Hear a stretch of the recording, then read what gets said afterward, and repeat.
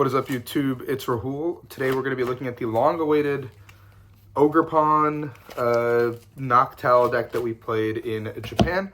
So I competed in a Champions League in Fukuoka thanks to a bunch of people who helped me out. Get here, play, compete.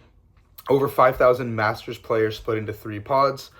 We were playing best of 1 rounds and all that stuff to keep in mind. Myself, Fabian, and Tord came and competed from the West, and his brother Eric, so we're all here. Pretty cool experience.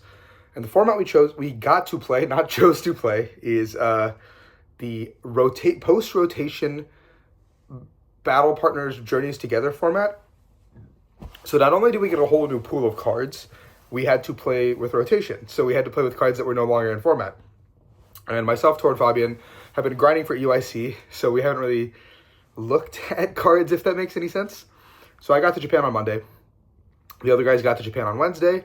We didn't really do any testing until Wednesday night. That was the first night I got to play some Pokemon against Yoshiyuki. Shout out to him. I was able to play a couple games. I kind of learned that the format is weird. You don't have Fish, you don't have Sealstone, you don't have Lance, you don't have any support cards that set up. There's no Radiant Pokemon like Radiant Greninja, no Pokestop. Every deck feels so much worse.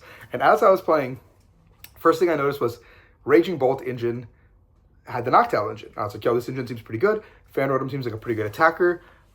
We should do something about this. And so I picked up the cards for Raging Bolt while we were in Japan. I have to play with Japanese cards. And we talked about a couple ideas. Took the train like 4 hours west. Met up with Tord. Thursday was kind of chalked. We were playing some testing games. We went to a card store. And the cool thing about Japan is they have pre-built decks like ready to go. Like from whatever won, at least last tournament, whatever. So we bought basically like pre-built Bolt, pre-built Dragapult, pre-built. There was a Lily's Ogerpon deck. That's the one we ended up playing. So Fabian had a friend, Yoichi, and who was the other one, Fabian? Tomoki and Yoichi. And they ended up messaging us and kind of helping out. And we were building ideas and decks. So Friday morning rolls around. We were like, let's put some effort into all these decks. I thought this Ogerpon deck was cool. I didn't think it was good off the rip. And so, the initial list that was presented to us was like a little bit rough around the edges. And so we're kind of like testing the idea. And so there's a couple of US players that are here. Noah Yoshida is living here, with his wife, Chon. And Noah's a really good player. He top-aided NAIC back in 2022, I believe. And so Noah kind of reached out to me. He's like, yo, I'm coming in. You guys want to play some games? And I was like, yo, Noah, there's this idea that we're probably working on. And he's like, I'm also working on this idea. We started putting them in together. Noah gets here 2 p.m. to almost 10 p.m. We grind. Daichi Shimada, great player in Japan, also comes in. You might know him from second place at Worlds in 2022. And so we start putting the deck together.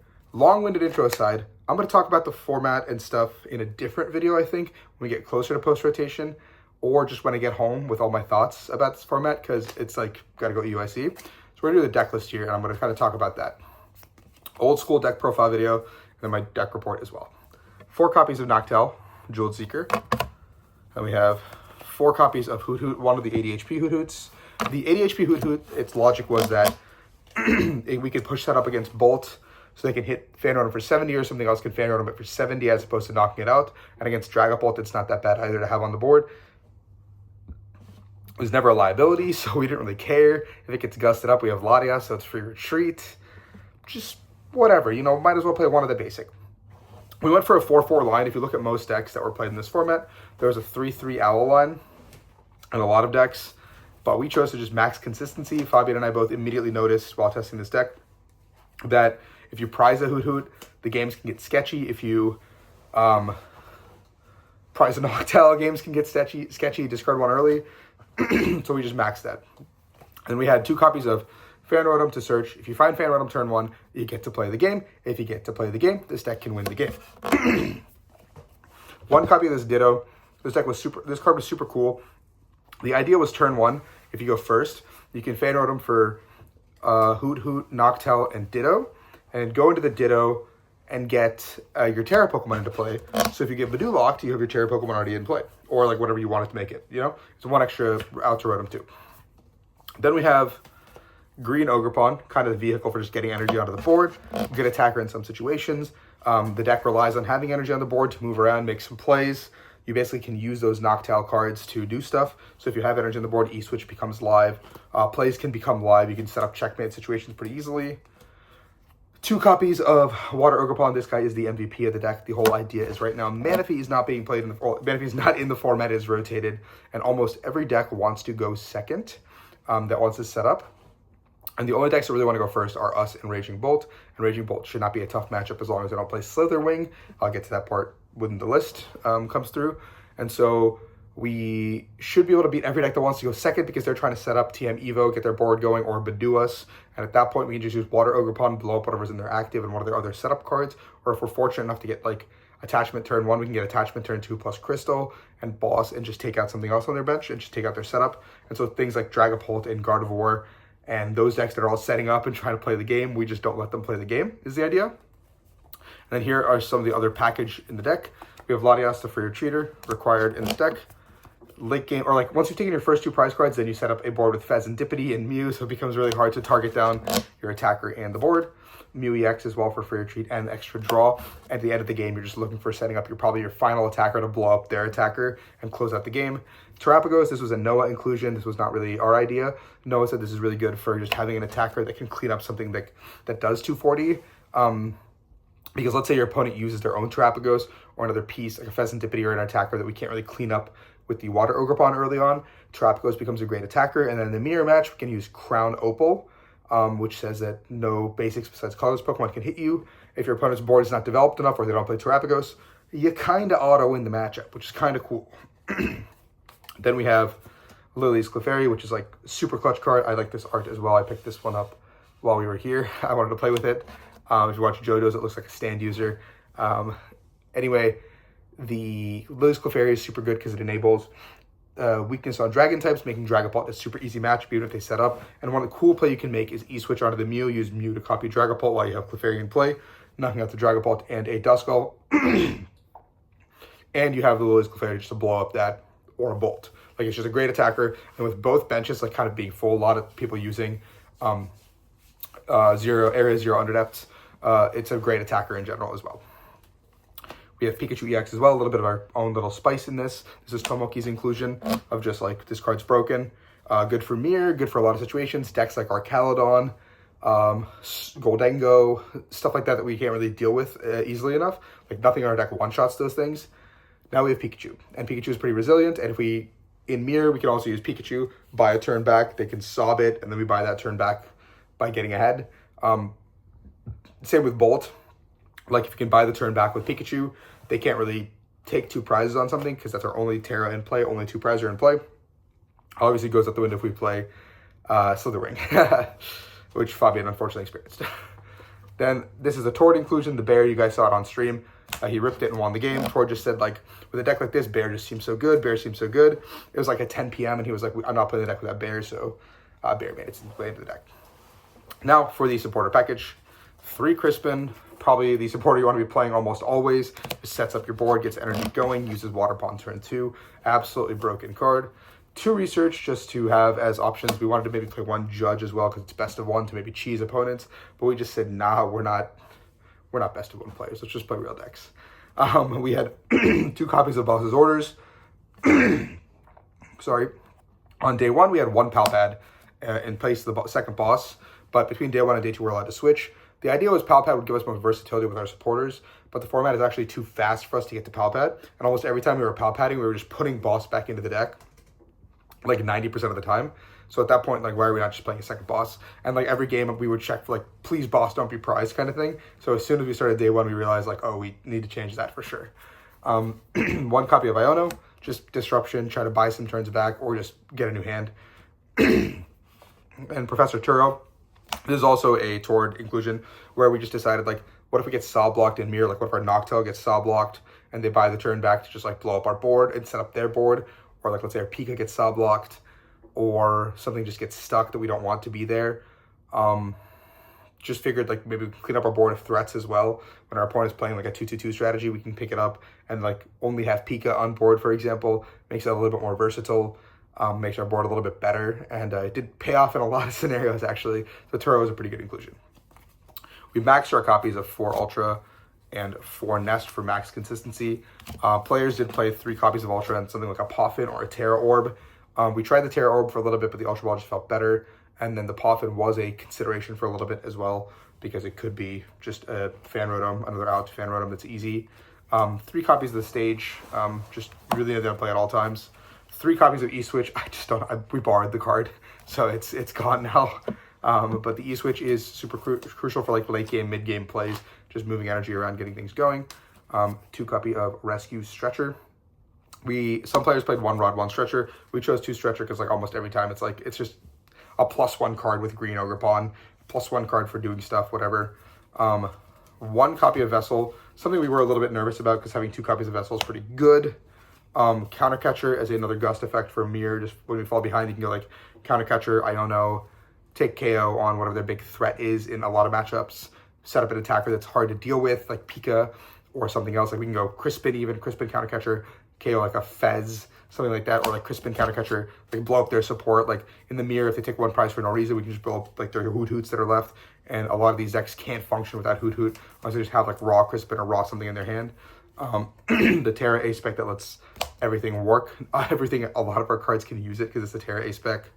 5 copies of Grass Energies, just good for that guy, green guy, and Turtle can use it, and Pika can use it. And then 2 Psychic, 1 Metal, 1 Lightning, 1 Water. I think my Water was the promo card, the JCS promo. Yeah, it was. Cool. So that's the deck. Basically, the energies make sense to you guys. So I'll do my tournament report. It's best of 1, so keep this in mind. Everything is best of 1. We win or lose, you're donezo. So yeah. Game 1, I was against Goldango. I put iPad notes. So game 1 was Goldango, so immediately a tough matchup. I was forced to go first. I lost in Japan, we do rock, paper, scissors. I'll do a different video also explaining the difference between playing in Japan and playing in America, but that's all for a different day. Come back to the channel, subscribe, all that, whatever, shameless show. Round 1 was Dengo. I lost the flip. I prized 3 Hoot Hoot. I lost the rock, paper, scissors, but I got to go first, which is like what I want to do. Going first is correct. Prized 3 Hoot Hoot, but I was able to get the turn 2 Water Ogerpon, knockout on his only Gimmighoul, and put 120 on Pheasantipity, which then he responded with getting a fully set up board, TM Evo, Monkey Dory Dark, something else. So then the Monkey Dory Dark was in the active with the Evo. So I was able to do it again, blow up that and the Fez, go down to 2 prize cards. And then the game got dicey because I didn't take my Lightning off the prize cards and I used the Ace Crystal on the Wellspring. So Pika couldn't be used to one-shot a guy. And then I ended up having to Fan Rotom. And he moved 30 off it with a new Monkey Dory and just killed me. And then I ended up winning with the Bear because he had damage on the active and he didn't use the second Goldango that was on his bench. But there was a Fez on the board now because he stretched it back. So I did have a chance to win with Boss as well. So he opened that lineup for himself and I did get some Hoot Hoots out the prizes. So I was able to bench them at some point in time. No Greninja, nothing to worry about there. So my Hoot Hoots are alive, they're not getting killed. So 1-0. Round 2, I go against Mirror. I went second. Turn 1, he whiffs a Terra. So turn 2, I do my whole setup on turn 1, and I take a Fan Rotom K. I don't get a Fan Rotom KO. I actually sob his active green Ogerpon. Not Terra. I sob his active Fan Rotom, so he can't move it. And then he ends up whiffing a turn 2 Terra, but has Research, but he grabbed double Noctowl turn 1, so 2 Noctowls hit the discard, and then he hits a Terra, doesn't really have a good play. I blow up his board this turn with Water Ogerpon, and then he basically has nothing left. Like his Hoot Hoots are dead. Game is over. So I win. So 2-0. Round 3 was Gardevoir.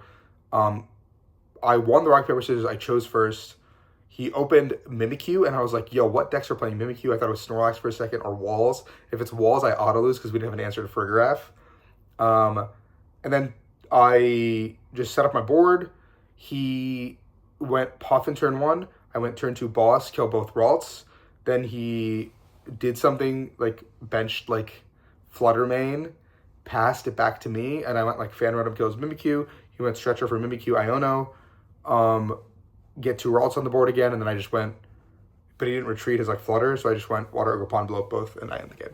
So pretty like anticlimactic, but that is best of one.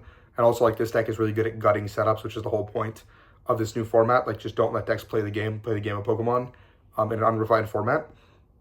So now I'm 3-0 in Group C. So I have to go day one. I have to go at least 5-2 to move on to day two. At my third loss, I am not allowed to continue playing the tournament on day one. Round four, I played Mirror as well. Bolt. Round four was Bolt. I ended up going first. He did get the turn to one prize knockout with Fan Rotom. I ended up taking the knockout back on Fan Rotom, which I was like not super ideal. And then he ends up going Bolt, Prime Catcher, kill my green Ogerpon. I go Pika, kill his Bolt. He doesn't have an answer and doesn't have a boss, so he has to just poke into me with Fan Rotom. At this point, I'm just too far ahead. So then I just go boss. Don't use Pika again. I go boss, Lily's Clefairy, blow up his Fez, I believe. And then I put like Bear on board. And so like I've effectively established checkmate. Like I have Fez on board, Mew on board, Bear on board. Like he can't get past my board now. Like it's just completely locked. Like if you go attack with Bolt, Clefairy kills you. If you don't, and I want to be lower, like let's say you Charm, kill my Clefairy, I get to draw a million cards, I just have to find boss, and my Fan Rotom kills anything, like one of those Hoots on your board at the end of the game. So I was locked for that game. So 4-0, feeling good. I get to at least play all three of my remaining rounds, and I have to win one of the next three to advance. Would suck if I lose all three. I don't know what's going to go from here. Round 5, I played against Mirror. I lost the flip. The list is now eerily similar to what I'm playing. I realized pretty quickly. Tomoki's friend is actually who I'm playing against, so he is someone who has like the list by proxy, and I think he knows that I'm playing something similar. I went second. My two Hoots got blown up immediately. I ended up getting to a board state where it was 2-4. I have an Iono play. I go Iono, and I'm thinking, do I just Saw block the Fez for enough turns to blow up the Fez and the Mew and win the game? So I can go attack Sob on the Fez, and then boss up the Mew, go Sob, and then go boom, boom. But I need like 11 turns to pull this off, and I choose to go for the Sob play. But I think the correct play was always Bear, blow up the Clefairy that was inactive, with off the Iono as well. But he also had a Bear, which is really annoying, and he had a Bear energy already. So no, he needed energy still. So if I blew up the active, and gave him so he goes to 2 with Iono, draws for turn. He has Mew and Fez on board. Maybe he gets a playable card. He gets to play a playable card. Gets to Fez for 3. He has 2 Hoot. He has Bear on board. He needs to find attach boss to win the game here. And a boss and a counter catcher were already on discard. So I could have made the assumption that he doesn't play second boss or just make him have it. But by giving him so many turns, he just had enough resources to get there anyway. And after the game, I did ask him, like, you don't have to tell me, but do you play 2 boss? And he was like, I do play 2 boss. So he had the chances to get it. We didn't go through the motions of the Iono or whatever, because I feel like that's whatever, but it was like eating me inside that I made a mistake, and I'm pretty sure it was still a mistake to do the Sob play. I think I should have just attacked with the Bear, put myself in a position to win the following turn effectively, rather than taking a 10-turn line that gives my opponent 10 plus cards, basically, that they're going to see anyway if I do the Bear play. So I take my first loss, 4-1, have hit a comic amount of mirrors at this point, which is 2. Round 6, it's another mirror. I end up whiffing the turn 1 Fan Rotom. He has a pretty good turn. He blows up like my only Hoot on play or whatever. I end up having Terapagos Crystal Crispin in hand. So I do that and go into Crown Opal. And we end up going into this really weird stalemate, like play at the end of the game. I've got 3, he's got 2. We end up going into this really weird play where I end up having 200 on a Water Ogerpon, and I need to find boss E-Switch, boss and double E-Switch in the deck to basically do the play where I just take 3 prizes in 1 turn with my own Water Ogerpon, and I have a Noctowl in hand and a Hoot active. I end up like drawing a full 2 with Mew and 3 with Fez, and I have like a 15 card deck. Don't hit any of that. So I end up having to make a play where I still boss it anyway, and I sob it to try to buy 1 more turn. He doesn't have a Turo or anything. And he ends up like popping my guy on the bench to go down to 1 prize card, so now counter catcher isn't even live for him for any reason. And then I end up going with Pika, or he like bosses something and sobs it too, and I can't move it that turn because I also don't have Turo. And so I end up having to make a play where I go with Pika at the very end of the game. And he sobs my Pika and I Turo and win the game. So the Turo ends up winning me the game there. But I also whiffed like 2 different times. And I'm pretty sure I prized an ace, my ace back early, and I had to take it off like the first 2. Or like, yeah, I took it off the first 2. But it was just like my whole game was scuffed in the mirror match. But I ended up winning. I go to 5-1. I guaranteed advance to move day 2. Round 7, I go against Polt. He opts second off the flip. Turn 2, I just blow up Dreepy and Badoo. Or he ends up TM Evoing, sorry. And so I blow up like the Dreepy with the energy and like the Dragapult, one of the Dracloaks. He only has 1 Dracloak left. He goes into Dragapult. I go Lily's Clefairy, game ends. 6-1, moving on. Round 8, come back to tomorrow. We have the rest of the evening to figure out decks and whatever. But Tord and I finish, like it's like 9 p.m. now. We walk back 30 minutes in the rain, get dinner. It's now like 10 something. We're exhausted. We're thinking about Cornerstone for Furgraph. Just decided to change the boss, go to bed. Next day, we got to get up early. We have to be there at 7:30, 7:45. So it's a pretty like quick turnaround time. Only one thing that was like slight negative, I think, of the group system. Yeah, come back the next day. Round 8, I hit Polt again. I end up, he ends up opting to go second after winning the flip, or the die roll, Jonken. And my opening hand is Hoot Hoot Pass. And I get turn 2. He ends up not even donking me there. He sets up. He gets everything going. Does a TM Evo play. I draw again for turn. Pass. My hand is like 4 energy, 2 energy switch. Crispin, like it's just complete shit. I've lost the game. He just goes Jet Headbutt, wins the game. So I got best of 1 a little bit there. But you know, we have to all break sometime. So 6-2. Round 9, I go against Mirror once again. He chooses second, which is really weird. And then I end up going like kill your Fanrodom, kill your Hoot Hoot. Only has Hoot Hoot left. He goes draw for turn. I guess he didn't have a Terra. He goes attached to Hoot Hoot Pass, and I just kill it. So weird that he chose second, but you know, whatever. Go to 7-2. Round 10, I have to go 13-2 by the way to make cut at this point, guaranteed.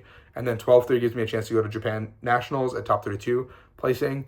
And then 10 wins gets me the invite back to another Champions League, which is really all I really wanted to come back and try to play again. Nationals would have been awesome. We didn't get there, but that's later for the story. Round 10, round 9, I hit Mir. It is a different player. Round 10, I hit Zoroark. Zoroark is a deck I knew existed, but I didn't really know what all the cards did in the deck. He chooses first. His start is really good. He gets like a full board. And my start's like completely bad. I miss Fanrodom. I have a pretty slow start. I end up having like a Noctowl I can use. I end up using the Noctowl to sob a Darumaka. And I have the second boss in my hand already to blow up both his only Zoruas if he doesn't evolve. And then for 5 turns in a row, he Badoos me, and I'm like draw passing, just looking for an energy to do it. And then I get impatient, I think, and I just choose to take the knockout on the Badoo. And I think that's like where I turbo grief. Like I don't know what I was thinking. I just wasn't thinking clearly. Like if I was passing for 4 turns, like why wasn't I just continuing to pass there? Or take the knockout with like, I don't know, man, the Noctowl, whatever. Like I just choose to take the knockout for some reason. I feel like I'm under the gun or something, I guess. And then I take the first knockout and he goes, drop Fez, draw 3, Zoroark, trade, Darmanitan, bench the Reshiram, boss up my green Ogerpon that's also on the bench getting set up for killing the Zoroark because green Ogerpon's good in that. Boss up the green Ogerpon, attach Defiance Belt, reversal. I have 1 Hoot Hoot on the bench looking for a Noctowl as well.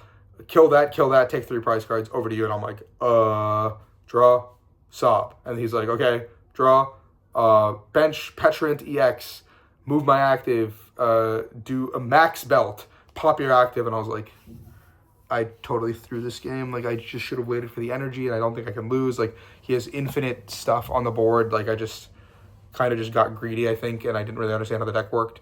If he wasn't doing anything for like that many turns, there's no shot he was going to do anything for a little bit longer. So I just should have kept passing until I found energy. Obviously, missing for that many turns sucked.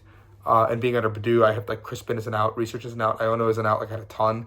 So 7-3, I was eliminated from the tournament at that point in time. I get to continue playing, obviously, for additional prizing. But it was a bummer that I was like, I made that mistake. I didn't have the matchup and metagame knowledge because I had a day and a half of practice. But no excuses.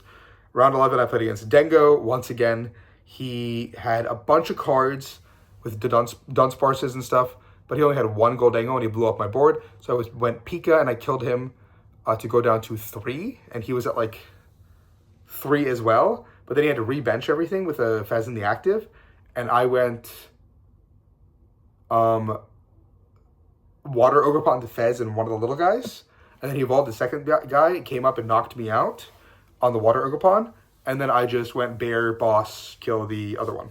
So I basically just like used the Pika to like get the tempo back, and if I didn't have that one-shot potential, I'm in danger.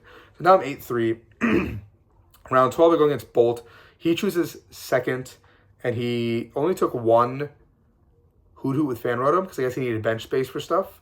And I just ended up going boom, boom. He went return KO on my guy. I went Lily's Clefairy back at him with a Trapagos and Bear on my board. He came back up, he knocked my Clefairy out, and I owned me low, and then I came up and popped him. So, pretty easy 2-2-2 route. 9-3 now, round 13. Mirror, it's a rematch of round 5, which is funny because it's a new tournament, same player, know each other's list. I went first. I got the turn 2 boss, kill both Hoots on his board. He sets up his board again. I end up getting hit the active, kill the Hoot, the one Hoot he put down. He goes again, puts another Hoot down, saw blocks me. I end up I Turo out of it and just do it again. And then I end up just boss the Ogerpon that has 200 on it now and just win the game. But I had infinite time because I still had 6 prize cards. His opponent had to take. So that's kind of how the mirror goes, which is kind of cringe, but it's okay.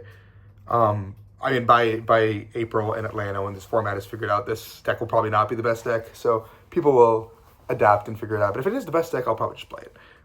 And then we go to round 14. Once again, I hit the mirror. I hit a lot of mirror. My Dragapults that I was promised just did not happen.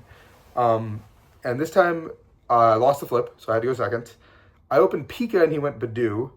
I went Boss Tool, because my hand was super good with the Noctowls. I didn't have to bench another Terra, so I just blew up his green Terra that was on his board. And then he had to find another Terra, which he did, but he had to exhaust an Ultra Ball to do it. And then he went Lily's Clefairy to blow up my Pika. And then I went Terrapagos, blow up the Lily's Clefairy, bench my own Lily's Clefairy and Bear.